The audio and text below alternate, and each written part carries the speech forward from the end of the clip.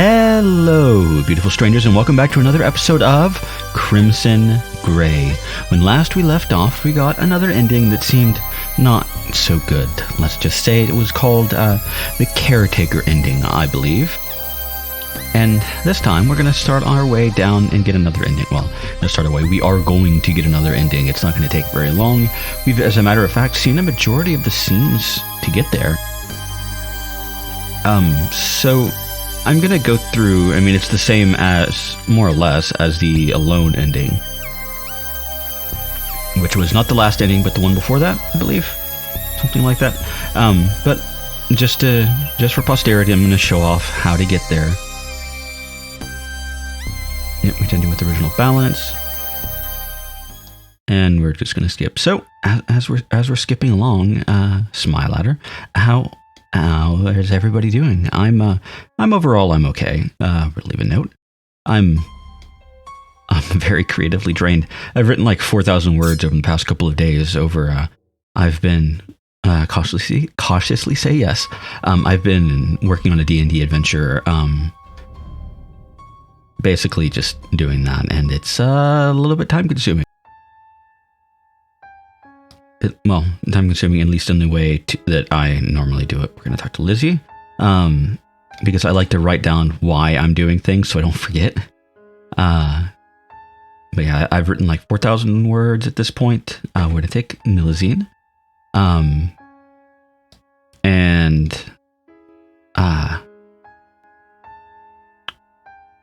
I'm trying to think how many maps I made. This is asking if we're dating. Yes, we're dating. I think I've made 7 technically, although 6 of them are original. One of them is, just what kind of question is that? One of them is, it's the Delian Tomb from Matt Koval stuff. I'm basically just using it for a simpler thing. I'm just gonna keep talking. But I just wanted it as a sort of a side quest. Hey, look what we came across sort of location. So we're gonna take her hand. Yeah, I've made a bunch of stuff, and I've not filled out the last of the dungeon locations either. This one we sleep with Lizzie. I still have 1 dungeon left to make, and that's probably going to be another 500 or 600 words because there's a lot going on in that dungeon. There's just I have a few handouts I should probably make, but I don't know if I will. I'll accept her choice. It's mostly just like notes that I have summaries of already written. I want whatever you want. So, you know, it's, we gotta talk about her peers. Morgana. Yeah, I've pretty creatively drained. And then I need to get to, say positive things about Lizzie. I need to work on the thing in case they decide, fuck it, we don't want to help these people. What comes after, what they get instead. Ask Miss Smith how to stabilize a person. Because it's basically, they're going to come across something and they can decide, no, we're not going to help, or we are going to help. And if they do help, we're going to raise the issue bluntly. If they do help, answer honestly, then, you know, things move on and I go through that like normal. If they don't help, then they just move on to the next like major city. If they do help, then they move on to there later, and I'm like a bunch of sessions ahead. Now this is the choice, and now I guess I should stop rambling just about upcoming D&D ideas, or plans rather, or just how much I've written. And well, this is a choice. Last time we ran to the police. This time, however, we are going to help her escape. All right, I'll trust you. Where are we going? We need to get away, far away. Come with me. Though Lizzie pulled him through the back alleys and tents to get further away from the crime scene. After that, he was the one who needed to help her. He stole a cheap shirt from an abandoned stall and brought it back to her. Lizzie had already stripped out of her clothes, completely shamelessly. She used her old shirt to wipe off the last of the blood, then burned all the evidence. The knife she had dismantled and dropped into a portable toilet, which we hoped would be good enough for now, since she wouldn't let go of her other knives. It's impressive that you found the same shirt. I'm kidding. Now newly clothed, they held hands like a normal couple and tried to walk out of the fairgrounds. There were a lot of people rushing to get out, so it was easy to get lost in the crowd. But John kept having the feeling that someone was following them.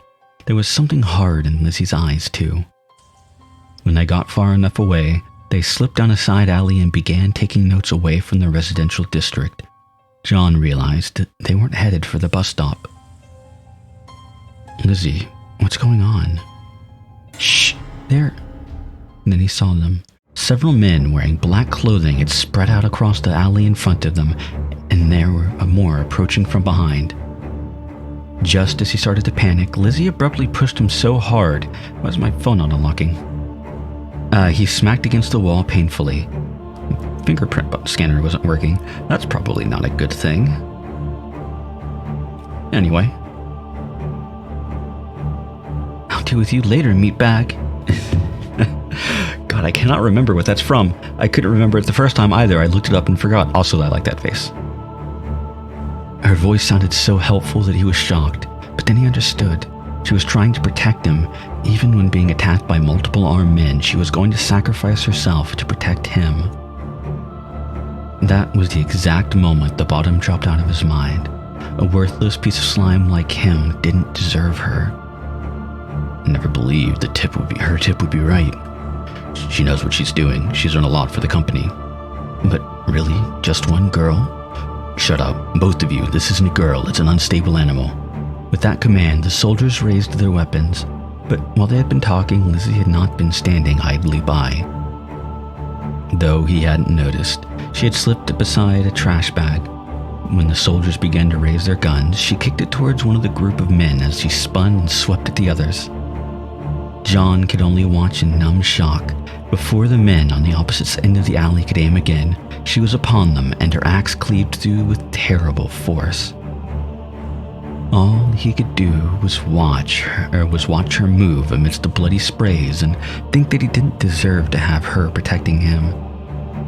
But as inhumanly fast as she moved, the two men near the end of his alley were professionals.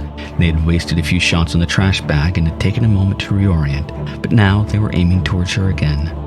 Depression clung to him like in a heavy cloud, but for the first time in his life, a sense of urgency pierced through it.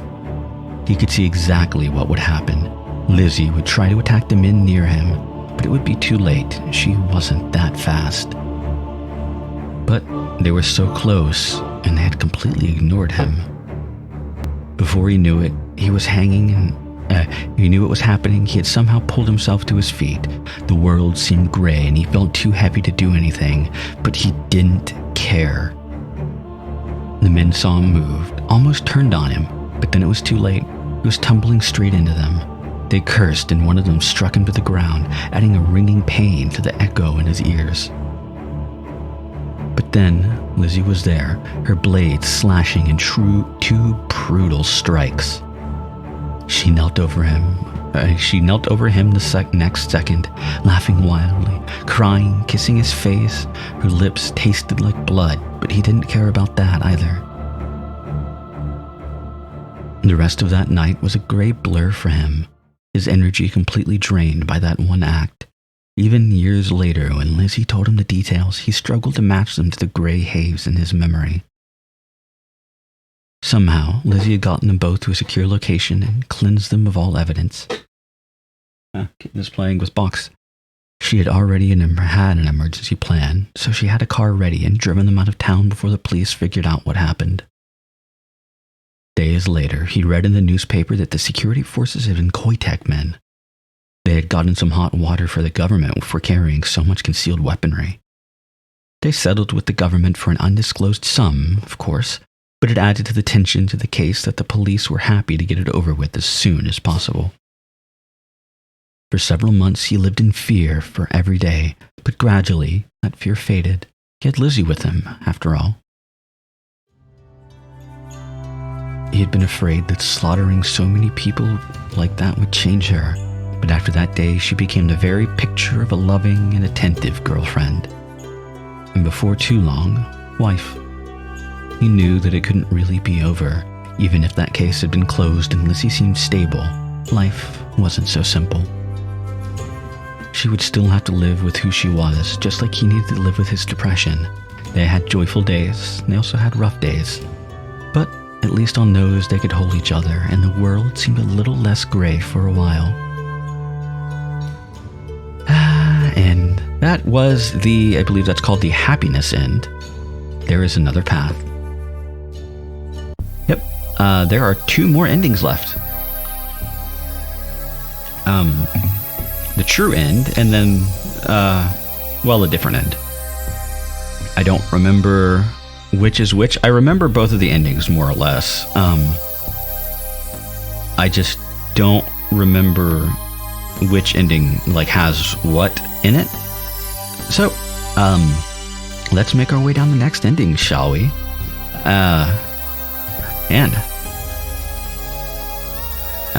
Continue with the original balance. Yes. We're getting close to the end of this, and I've been thinking about the next project I'm going to do, and I'm very excited about what I've decided on. I have, just to give a little bit of a spoiler, I've changed my mind because I just, leave a note, I just cannot get a visual novel out of my head. I was going to do it later this year when it had time to, we're going to constantly say yes, when it had time to, leave my mind, and I forget some of the details, and we're going to talk to Lizzie, and, all of that, talk to the pharmacist, but that's not going to happen. I cannot stop thinking about it, Nilazine, and I just want to do it. So we're going to be playing that next instead of a bit later in the year like I was planning. I still have some ideas about other stuff. Yes, we're dating. Other non-VN series that I'm going to do, but they'll come in time. What kind of question is that? But yeah, man, I'm so excited. It's, just keep talking. It's one of my all-time favorite visual novels. And man, it is a fun one. It is a fun one. Here we're going to convince Lizzie to wait. And this one is reason with her. And look for tools. But yeah, I'm very excited. At the pace that's going of this, it's probably going to be next week after, I guess next week for both the recording and upload. It's just next week when this is being uploaded, I'm going to be recording that, and then next week from when this is uploaded, it will be when that's uploaded. So it's, yeah, I'm an idiot. This is request old medication. Yeah, I'm very excited. Look for tools. And we're gonna. You're sniffing at my foot. Let's see. We're gonna start a conversation about morality. And for this one, we're gonna make something for Lizzie. We're gonna disagree, which we have done that. Okay, I guess I forgot. Use crowbar to escape shackles. Stay in the basement. Yeah, I forgot this ending actually had a lot of crossover with the caretaker ending. But here, we're gonna lie about everything. I don't know, this vacation was weird. I felt okay. Not great, but okay. Were you able to take a trip with your family? Change of scenery might have done you some good. No, we didn't do anything, but I guess a few things have changed for me lately. Maybe you're right. Hey, Morgana. You were mewing at me and then you walked away. Well, you're a cat after all. Even if you're a kitten, you are still a cat. That makes sense, right? Apparently, Miss Smith thought he was doing better because she ended their session early and let him go home. On his way out, he spotted Lizzie watching him from the shadows. He smiled at her, and she smiled back, but that was all. And for now, that was enough. John started walking.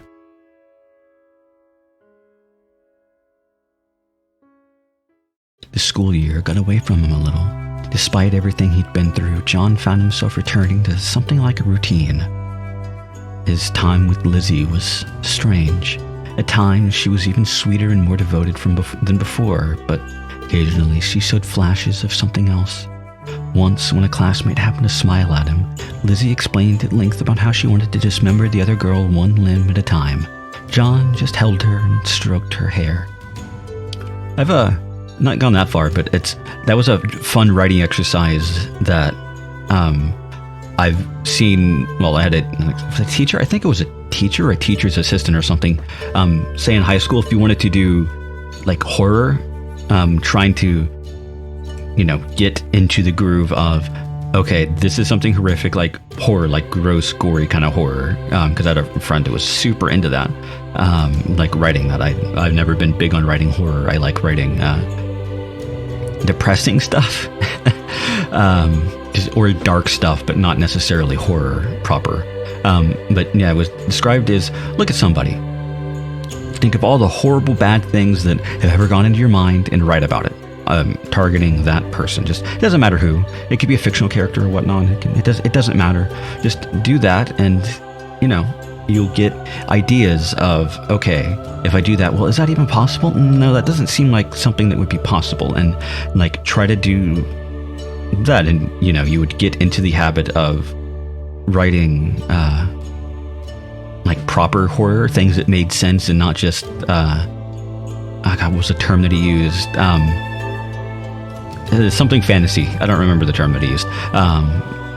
But it was an interesting thing, and I don't know if I agree with that, but I think it was interesting. I do find different people's writing styles and influences and what makes them write very interesting.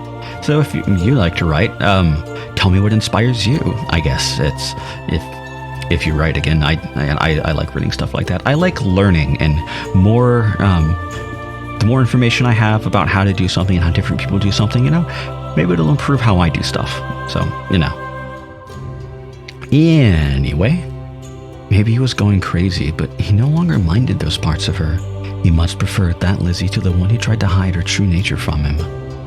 He wasn't sure if it was his imagination, but he almost felt like there was a little more color in the sky than there had been before. And okay. Oh, they're looking at more about Koitek. Eventually, he sat back and pondered how to go forward. This isn't working. We need to come up with something else. When I was at your house, you made some pretty strong statements about Koitek. Do you know anything about them? Take a drink real quick. Tasty. Tasty, tasty, tasty. Nothing specific. I just have a strong feeling that you shouldn't get involved. Well, I think you were right about Paxitine, so I'm happy to take you seriously, but I don't think I want to go full conspiracy theory yet. And even if it was true, what could we do? I mean, we're just a couple of kids. It's not like their secrets will be printed in a local paper. Maybe it's best if we don't worry about them now. For now. For now, sure, but later, if there's any chance we could learn more about you. Not to try to change you, Lizzie, but you want to know, don't you? I don't care, but if you think it's important, then it's important to me too. But yes, maybe now isn't the best time. We're too young to deal with something like this. And if this is true, I wonder if we'll ever be old enough for it. There's something I want to ask you. It's not so important, but it's soon and it matters to me. Oh, you're finally eating the wet food that you've had sitting out all day that you've been completely ignoring. Fun. Of course, go ahead. What is it? The county fair's coming up next month. Can we go together? Lizzie. Lizzie met him at the edge of the fair, shifting from foot to foot eagerly. Her face lit up when she saw him, and she immediately hurried to meet him. Oh, you're finally here. This is going to be so much fun. I'm going to spend time with you, but honestly, I haven't gone to the fair in a few years. Oh, I'm sure we'll have fun. Besides, the important thing is that people will see us together. What? Dating really doesn't count unless the guy is willing to go to the fair with you. Guys don't talk like that? No. For most guys, it's more about getting laid. Well, I want to do that too, but let's go check out the attractions first. For a while, they just wandered, checking out all the attractions. Since the fair was still getting started up, it was easy to grab some food and cotton candy, which Lizzie happily fed to him in pieces while they walked. Honestly, though, The idea of people thinking of them as boyfriend and girlfriend felt wrong. Too trivial. He wasn't sure what word was appropriate for them after everything they'd been through, but he was certain that he was more committed to Lizzie than he had ever been to anyone else. And the way her eyes met his, not trying to hide the madness within, he felt very at peace with their relationship. It felt right, whatever it was. Ooh, is that a knife-throwing booth? I suppose you want to try it? Of course I do. The man running the booth looked pretty sleazy, and John was fairly certain the game was rigged. There was a big guy in line in front of them who only got a knife in one target and seemed pissed about it. Well, want to impress your lady friend? We have some nice prizes if you can get a few knives in. Actually, she'll be throwing. Well, just be careful you don't cut yourself, little lady. These knives are shit. Look, we're gonna have people getting hurt. Doesn't matter. Lizzie proceeded to hit a target with every single knife. She didn't just throw them. Her arm lashed out like a snake, and the next second the knife was deep in one of those targets. Yeah, I've never done knife throwing. I don't have the coordination to do that. But I've seen people do it before, and it wasn't just like throwing a knife. It was like a full, like there was a form, and you had to do it in a certain way, like to do it properly, and you had to throw it so that you didn't hit it with the blade, and the balancing was important. Though you could throw pretty much any knife, even if it had bad balancing, as long as you kind of got used to it, supposedly. But it was like the snap of the wrist and the way that to move the arm. It's stuff like that's interesting. Anyway, the man running the booth just looked irritated that his game was beaten, but he grudgingly showed them to the wall of prizes. Lizzie clapped her hands gleefully. What should we get? You won. What do you want? I guess, how about the big teddy bear? On the top, I could take anything I want, right? Just take what you want and go. John took down the bear and handed it to her. She hugged it with a cute little squeal and skipped away. John followed with an odd expression. Weirdly, I kind of want to get a big giant teddy bear or something like that. Partly because I think they look funny, and I can dress it up in dumb things. Like armor, like the Trinket Bear in first season of Critical Role that they had. I don't remember which episode it was there from, but they had the big giant stuffed teddy bear, and they slowly added more plate armor pieces to it. It looked cool, and I don't remember if it's still there or not in season 1 anyway. I'm kind of curious as to how Kitten will react to that. Anyway, the stuffed bear? Really? I like taking them apart. She cast a quick glance at him, hesitant for a moment, but he smiled at her and she went on. As in, limb from limb, it helped me calm down before I found you. Well, maybe we'd better not do that in public, but if you want to dismember bears, we can get dismemberment bears. Oh, how sweet. Seeing her win the game so effortlessly had made him a bit curious, though. When John spotted a high striker booth, he directed them toward it. He kind of marveled at the pole with the bell on top. He'd seen them in pictures, but he hadn't been sure that they actually existed anymore. Some classmates he barely recognized were trying their luck at the moment, swinging the hammer high overhead and bringing it down on the targets as hard as they could. None of them got the slider more than halfway to the bell. You want to give it a try? Yeah, let's. Gave the pad at the base of the pole his best swing. The slider went up about halfway, about like most of his peers. He was happier than that. He expected to do a lot worse. But that didn't really matter. Once he was done, John put in another quarter and extended the hammer toward Lizzie. Me? Yeah, don't hold back. Hit it as hard as you can. Oh, this seems like a bad idea. Well, I don't know about that. But she giggled and took the hammer from him all the same.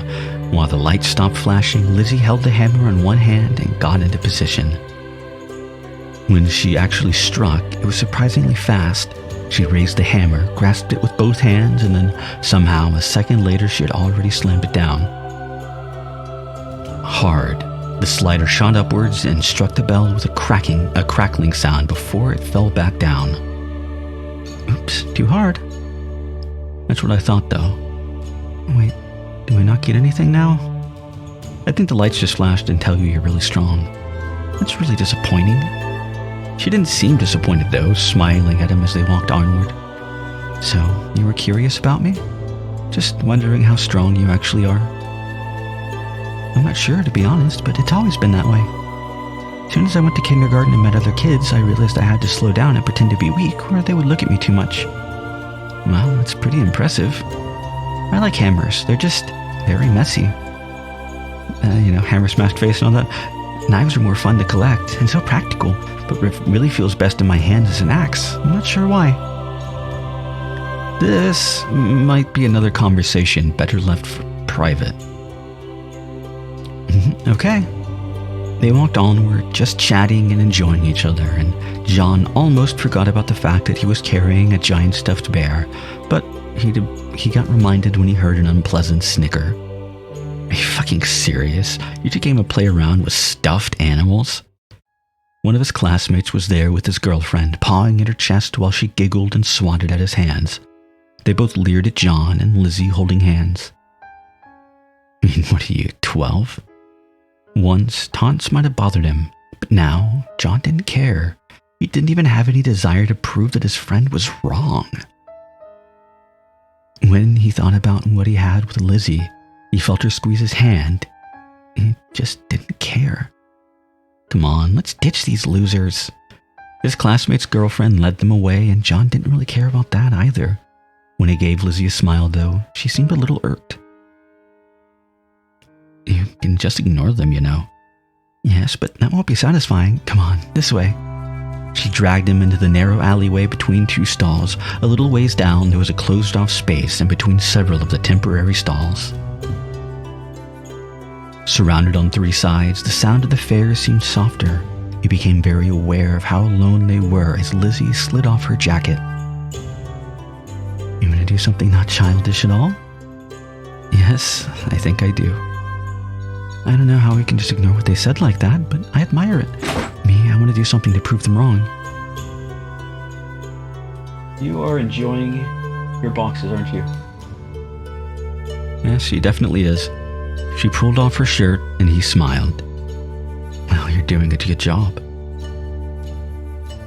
I have no idea how much I enjoyed that. We fit so perfectly together. It's like we were made for each other.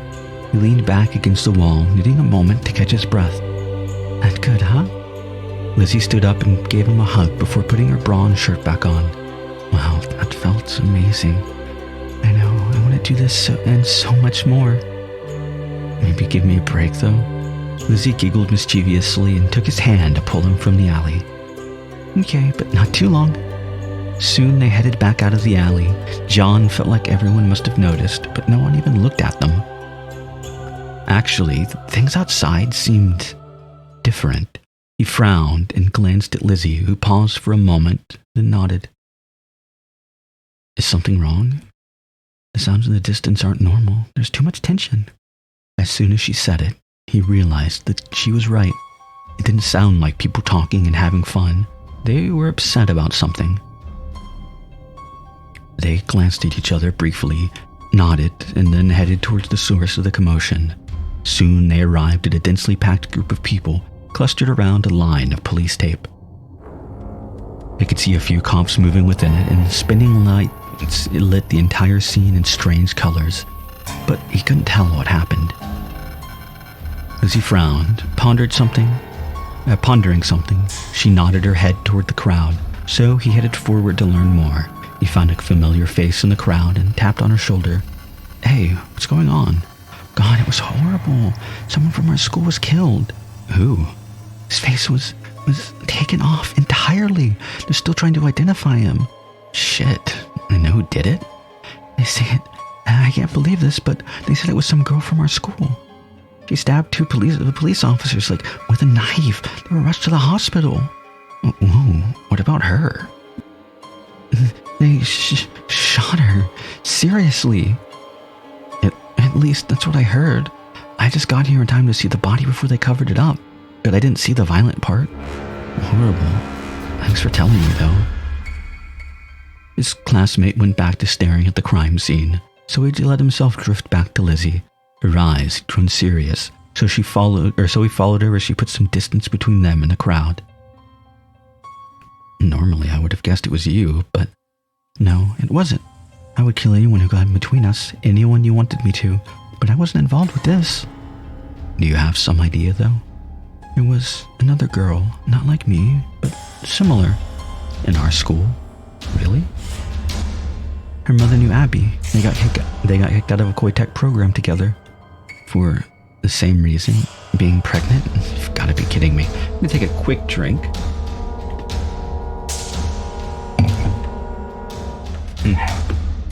Odd. Hold on a sec. Sorry about that. I thought I heard something outside, but, it was me tapping my wine glass onto my desk, and it, making my keys jingle, and, I couldn't tell where it was coming from when I had headphones on, and it sounded like it was coming from outside. Anyway, let's continue, shall we? I never liked her. We never spoke, really, but I think she could have been capable of this. Then, what do we do? I think we should go. Stay far away from this. I'm not arguing with you there. She went with him to She went with him to his door, and he kissed her goodnight, but they both knew things hadn't been entirely settled. Not yet. He tried to watch the news, but it was all meaningless speculation. What could have caused a girl to murder her boyfriend so brutally he had to turn it off after only a few minutes? Though there were still more questions, when he went to bed, he found they slipped away from him and he fell asleep remarkably quickly. That night, he had a dream that Lizzie had murdered both his classmates. He saw her standing over their torn open bodies covered in their blood. She saw him, bared her teeth in a smile, and then kissed him. And then, it wasn't a bad dream.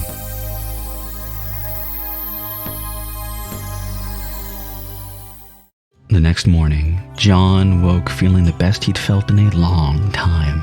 He had to remind himself that most people would be mourning over 2 murders the night before.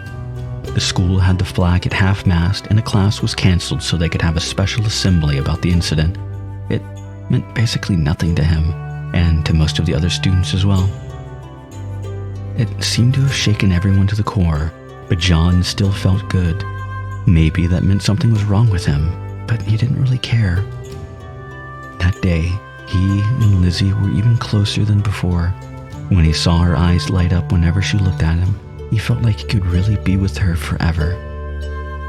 After school, he got a call to go to Miss Smith's office. He considered just not going at all. He wanted to spend the evening with Lizzie, but the note seemed urgent. When he arrived, he found Miss Smith with a rather grim expression on her face. "John, I hope you're doing all right after the incident. I understand that the boy who died was a friend of yours." That felt like an eternity ago, but he realized that it was more or less true. He shook his head slowly. An old friend, but yeah, it's hard to believe. "Well, I thought we should have a conversation." "It's okay, Miss Smith. I feel like I'm doing okay. There are other students who probably need help more than I do." "I'm afraid I must insist. Lie down." He almost defied her then, but in the end he decided to do as she asked. Therapy sessions always made him feel better. It couldn't hurt. No reason to draw attention to himself or Lizzie, after all. "All right. What do you want me to talk about? My feelings after the incident?" "No, there's no time for that today." Huh?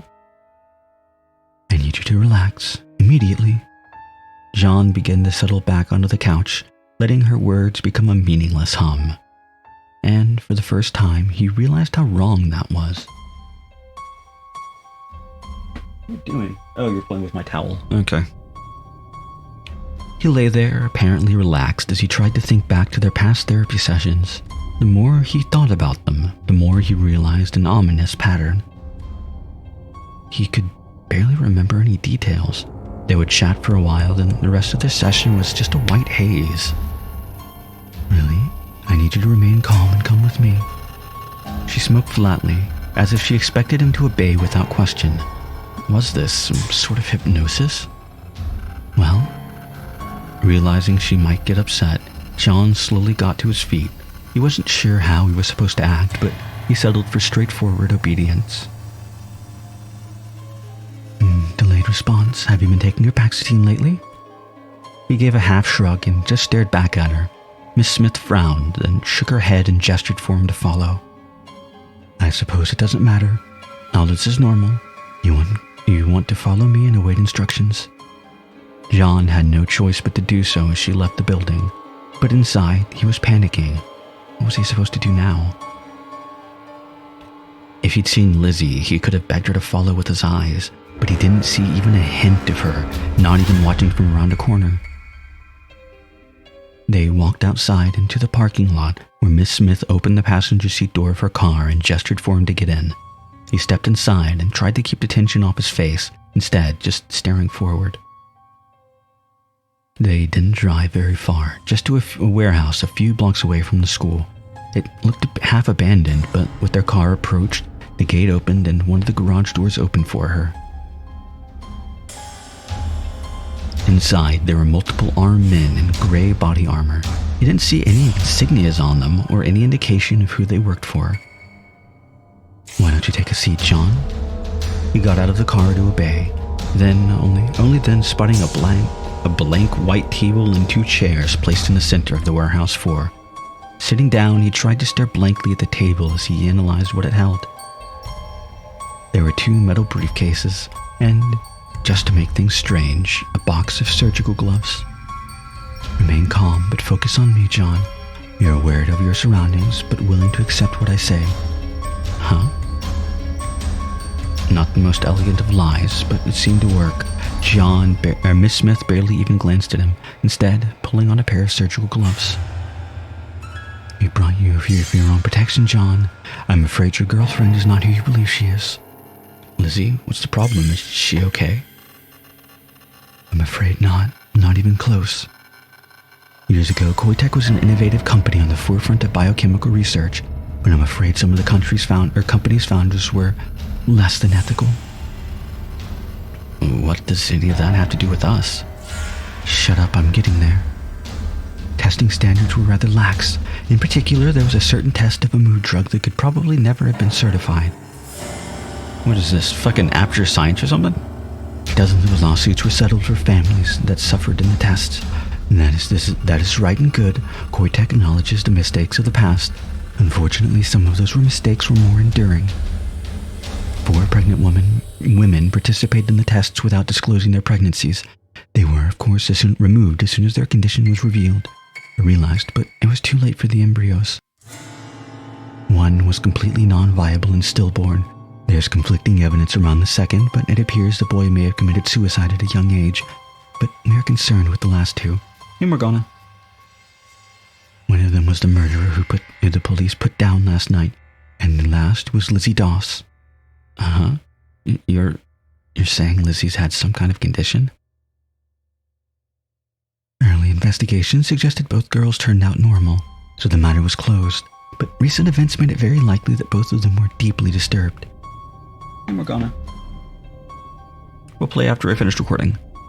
I'll be blunt. The girl is not remotely stable. She's a danger to herself and others. Did they really think that would work? That he would just nod and accept that story with guards all around them armed like paramilitary forces? Then again, perhaps she was counting on her therapy to have a controlling effect. Either way, all he could do was keep up his act. There was no doubt truth in what she was saying, and you needed to learn more. Then, what do you want me to do? Why can't your guards take care of it? John, we don't want to hurt the girl. Not at all. We want to help her. We would prefer she came in quietly. The implicit threat hung in the air. John swallowed and nodded. Then what am I supposed to do? The girl trusts you. If you can administer a sedative to her, then we can hope we can medicate her without any unnecessary struggles. Miss Smith opened the first metal case, showing a number of syringes filled with disturbingly bright liquid. They looked like chemicals that would melt metal, not ones that should go into anyone's body. Yes, hi. Hi, kitty. If you are receptive to our plans, we will provide you with a variety of options. We have extra strength sedatives for example. Good girl. Pretty girl. Yes, you want attention? Yes, you do. Yes, you do. Alright. However, based on the incident yesterday, I personally believe we need a more extreme option. I would advise you to use this one. Playing with... Oh, you're... Okay. Her fingers brushed the last syringe in the briefcase, one filled with a bright red liquid. This is a modified version that Lizzie was exposed to in utero. Wouldn't that be really dangerous? Her body can barely handle the level of exposure she already received. An additional dose should lock her down entirely. And you expect me to convince her to be injected with something like that? It does not need to be injected intravenously. Autopsies indicated the girl has substantial effect on muscle tissues. And the chemical has substantial effect on muscle tissues, so an injection to any muscle would be effective. Okay, so it's intramuscular, not intravenous? Or is it technically both? Or, like, can it also be subdermal? Or what are we talking about here? I'm thinking too hard into that. Anyway.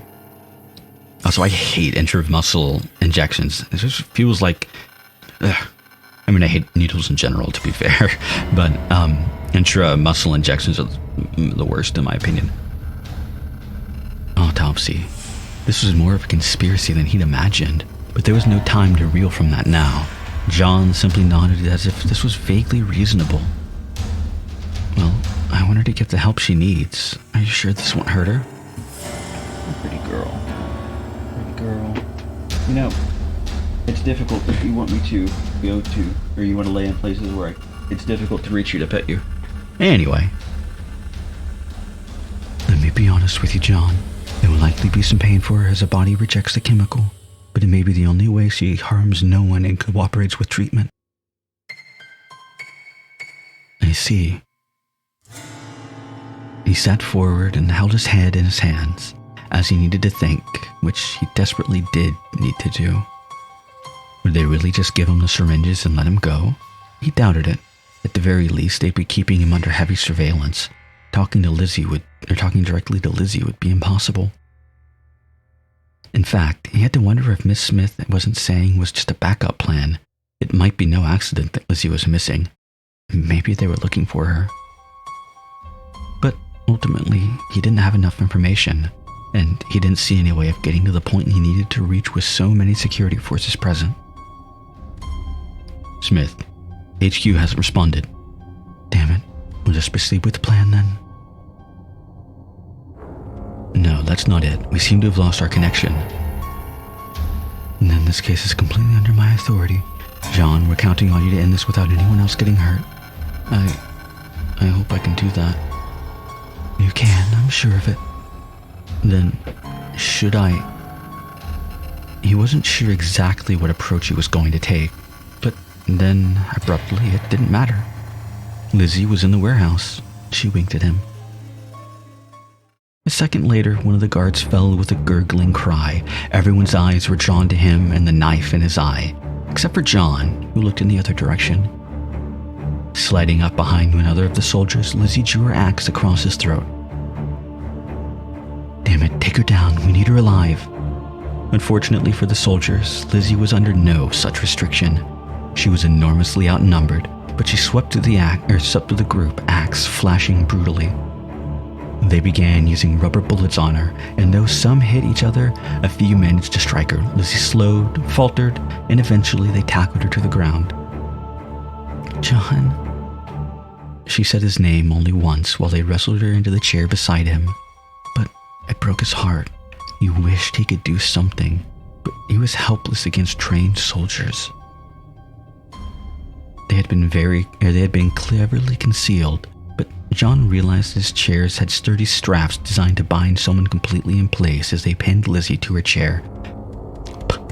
Plosive, plosive, plosive. He realized that they were coming for him the next second and panicked, raising his hands. No, please, I'll cooperate. Please, don't hurt me. He's harmless. Stay there and shut up, John. Miss Smith walked to stand in front of Lizzie, staring down at her like she was a repulsive insect. If I had my way, we'd have exterminated you already. But but the board is apparently interested in what we might learn from you. Given your performance just now, it seems they were right. What are you going to do to her? Is this some kind of super soldier program? This fucking Universal Soldier? Wait, is this even like Universal Soldier? I've not seen that movie in like 15 years or something like that. To his surprise, Miss Smith laughed loudly and apparently authentically. Don't be absurd, boy. Even if such a thing wasn't ridiculous, do you have any idea how destabilizing it would be? Wow, you look like a cunt. As she spoke, she put a new pair of surgical gloves and opened the second metal case, filled with clear syringes. Miss Smith glanced at one calmly, squirting a bit of liquid out of one end. In any case, it appears the girl's condition is a freak accident. Combination of genetics and chance it is not likely to repeat it. The other girl displayed very different characteristics after all. Now, Koitek is interested in safe, stable projects, which we may be able to extract from this girl if we can just figure out all the details of her case. Don't hurt her, please. If she cooperates, we won't. Are you going to cooperate, Lizzie? That is what I was afraid of. Let's see if this will change your mind. Morgana. Miss Smith jabbed the needle into Lizzie's arm. She hissed and tried to break her bonds, but they stayed firm. Now are you feeling more cooperative? Lizzie shot her a glare of pure malice. Miss Smith waited for a while, then frowned. Ineffective as I feared. Well, this is why we brought alternatives. Hold him. Too late, John realized they were referring to him. Some of the remaining soldiers held him in place while Miss Smith approached him and ejected him with a second syringe. Well, doesn't this seem like we're up shit creek without a paddle? Instantly, his head was filled with a pitch-black fog. With it came pain and lethargy, rendering him nearly comatose in his chair. It took everything he had to focus through the fog. Stop it! You see, this fixation on the boy is part of her insanity. Told you we could use him? Is she going to cooperate? Well, girl, will you? John wanted to tell her not to give in, but his jaw didn't seem to work. He couldn't even twitch when Miss Smith came closer and injected him with something else. This one took away the pain, but the world began spinning violently around him. The black fog in his mind, together with the world around him, and he could feel himself being dragged down into an uncomprehending haze. Standing focused on reality was becoming difficult, ghosts of everyone spiraling out of their bodies. Stop. Stop. You're killing him. Yes, now my fingerprint scanner works, or at least registers my fingerprint, from the side of my hand I have resting on the back of my phone. Anyway. No, I have no intention of doing that. This will already be enough of a mess. We can't afford any more legal conflicts. You're gonna... Okay. Sorry about that. Kitten whenever I finish recording, I give her treats because I feed her at like 10:30, 11-ish. To sort of set a schedule, and it's like earlier than that, but a good like 20 minutes. But she's determined. Anyway, but she's gonna have to wait. You don't get what you want by complaining about it. Trying to force it. What is there? Gimme never gets. Something like. God. But with enough of these, I can make him completely compliant.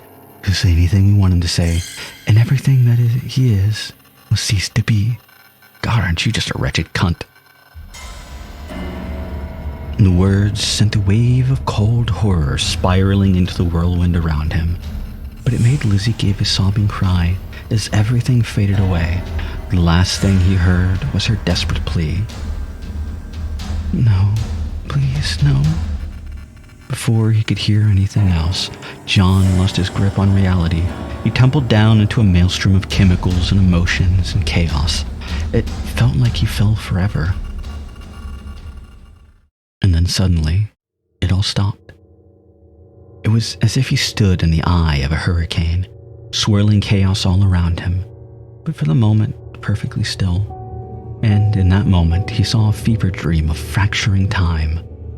In that moment, he knew that if he gave in, they would die. If Lizzie gave them what they wanted, they would die. Everywhere he turned, death. He knew he was probably hallucinating, but he still searched for the same path that didn't end in death, yet found nothing. His mind grew lighter, and he could feel himself coming out of the stillness, back through the chaos. He knew that unless he paid for this moment of clarity to do something, or he used this moment of clarity to do something, he would be lost. But what? There was death on every side, and even outside of his hallucinations, what could he possibly do? He was weak, Lizzie was trapped, the enemy was all around them. Then, one death stood out to him. He caught insane flashes of things he couldn't understand, a glimpse of a willow tree, and then death. But unlike all the other points of light dancing in his vision that he was sure were hallucinations, this one felt real, heavy. It was death, but not death like this. He had no idea what it meant, knew this was probably all his mind breaking apart, but still he lunged for that final death. He came back to himself, reeling but somehow standing, his world cloaked in dark fog, but he could see enough. Everything he had seen moments before seemed like madness to him, but abruptly he realized what he needed to do. Not even thinking about it, he lunged away from the soldiers toward the table, grabbed the bright red syringe, and plunged it into Lizzie's shoulder. Hey, Morgana. They were sort of away the next second, even the soldiers taken aback by how that he moved like that. Miss Smith stared at him in shock. Are you insane? Maybe you are. Maybe part of my mistake was thinking you were normal in the first place. Well, I'll fix that mistake soon. That chemical was valuable. You're going to regret wasting it. But not as much as you're going to regret ignoring Lizzie. And the chemical pumped through her body, Lizzie became strangely calm. Her eyes were glassy and empty, but that did not mean she was sedated. Eyes still blank, Lizzie calmly tore through her restraints and rose to her feet. What? How is she? Lizzie dissolved into a stream of erratic movements, almost faster than the eye could follow. Slumping back into his chair, John could only watch. She smashed one soldier's head to the ground, and something gave a sickening crack. While the others were still recoiling, Lizzie lunged at the next one and tore out his throat with her teeth. They were all panicking, trying to react to her moving even faster than before, but it was too late. Lizzie had picked up her axe. Watching her, John couldn't help but feel that she was strangely beautiful, her erratic movements smoothed out, becoming a deadly dance that sent sprays of blood away from her almost elegantly. Through it all, she laughed, yet it wasn't a laugh of desperation. There was a savage joy that he had as happy to hear. What had possessed him to inject her with the chemical? Thinking about it now, it seemed an act of madness. But on some level, he had been certain that her body hadn't rejected a drug. It had adapted, absorbed it, became stronger. And so the second dose just had multiplied the effect. Soon all the soldiers were dead. Miss Smith stared in horror, then managed to pull herself back together. That's enough. Do you realize he's seeing all this? Your little fetish is going to... Her head tumbled down from her shoulders. John blinked in surprise as he realized that Lizzie had literally decapitated the woman with her axe in a single blow. And then Lizzie was still. The blood slowly dripping down her body. She stood not far away from him, axe held loosely, laughter gone, just standing, watching him. She realized that the chemical had increased her strength. It had no doubt magnified her mental instability as well. He couldn't know what she was thinking, but he could see the turmoil in her eyes. All John wanted to do was lie down and sleep, maybe let her kill him. It didn't matter. He'd pushed himself too far to care. And yet, he saw pain in her eyes. He remembered how many times he had felt the same way and wished that anyone would help him. Somehow, through the pain and dizziness and grayness consuming him, John stood up. He took several uneven steps over to Lizzie. Then wrapped his arms around her and held her close. She was still for a moment, then gripped him back, so tightly it was almost painful, with her axe dangerously close to his head, but he didn't let go. John wasn't sure how long they stayed like that. Gradually, he seemed to be coming back to himself. The chemical mess he'd been injecting was fading away and leaving him with nothing but his own depression. That was his. He knew that with a heavy certainty. There was no conspiracy here, no easy solution. It was something he would live with. But he wouldn't live with it alone. Lizzie shifted in his arms, raising her face up enough to kiss him. Sometime later, they both parted. He felt heavy, but he could move. Something vicious still lurked in Lizzie's eyes, but it was viciousness he had come to love. You okay, John? You're asking me that? Fine. Whatever they did to me wasn't permanent. What they did to me was... I feel I can't describe it. Do you hate me? You've seen what I really am now. I'll never be normal. And I don't want you to be. John, please tell me you love me. I love you, Lizzie. I always will. Yes. I love you so much I would slaughter every single person in this world just to be with you a second longer. Well, let's hope you can get a better rate that 1 second for total genocide, or than 1 second for total genocide. Lizzie gave a brief laugh. She sounded almost normal for a moment, and that single moment helped both of them return to themselves a little. This is a real mess. I have to leave. If we stay here too long, they'll find us. Is there any hope? I think they contacted Koitek headquarters about us. No, they didn't. I destroyed their communication systems first. She gave him an odd grin, a mix of nervousness and vicious satisfaction. I wanted to come after you right away, but threw myself at them until they were all dead and you were safe, but then I remembered all my time with you. I want to be with you forever, John. We have to make that happen. But how? All of this... It will hurt them too. They're already under government scrutiny, and the way they work with local police is definitely corrupt. They can't afford to push on this. But they wouldn't forgive us for this. And then we'll just have to make sure they never find out, won't we? She smiled, and he smiled back. Lizzie extended her hand, still covered in blood, and they held hands while they set about cleaning up the bodies.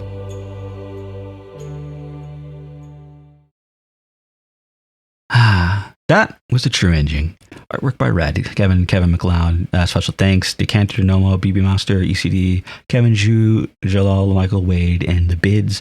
Engine was, Renpai. Backgrounds by Mentalia Grika. GUI by Laura Henderson and Dova. And created by, of course, Sierra Lee, who I've mentioned on multiple occasions. How nice. Just look at it for a moment. How nice. How nice. John, are you still with me? Yeah. Just thinking about everything that happened when we met. Yeah, so much emotion, but it was like living in a movie, wasn't it? I'd never seen you kill that many people before. Hold on a second. Sorry about that. Kitten managed to knock over a laundry basket, so that's fun. Luckily there was like a towel in it and that's it, so it doesn't matter too much. Oh, you're thinking about the time you injected me? Always such a romantic. When we first met, you said you found me. It wasn't only that, I found you. If I hadn't, I don't know if I would have survived. I certainly never would have discovered all this. We're surrounded by so much beauty, aren't we? Yes, I never imagined that a singular focus could expand so much. But now, I'm glad we're alone now, John. I made the right choice with you. My world was so gray, and now, I'm so glad I found you. Lizzie, I know I need to say it. No, I already know. You can say it one more time if you want.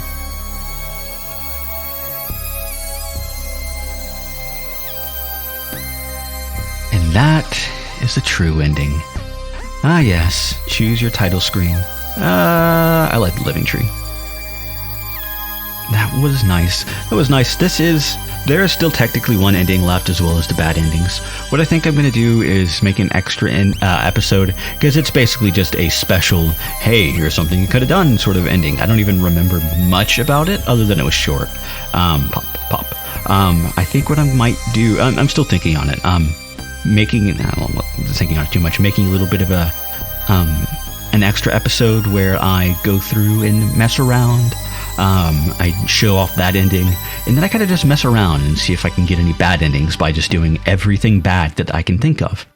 But I'm not sure if I will do that, so just in case I don't, well, next time. The next series I'm going to do is a visual novel, a less than popular one, or at least less than well-known one. If I recall, it is under 300 reviews on GNDB. Could be wrong. It might have more than that, but not a ton. Less than 500 I know for a fact, unless it's changed within the last month or two.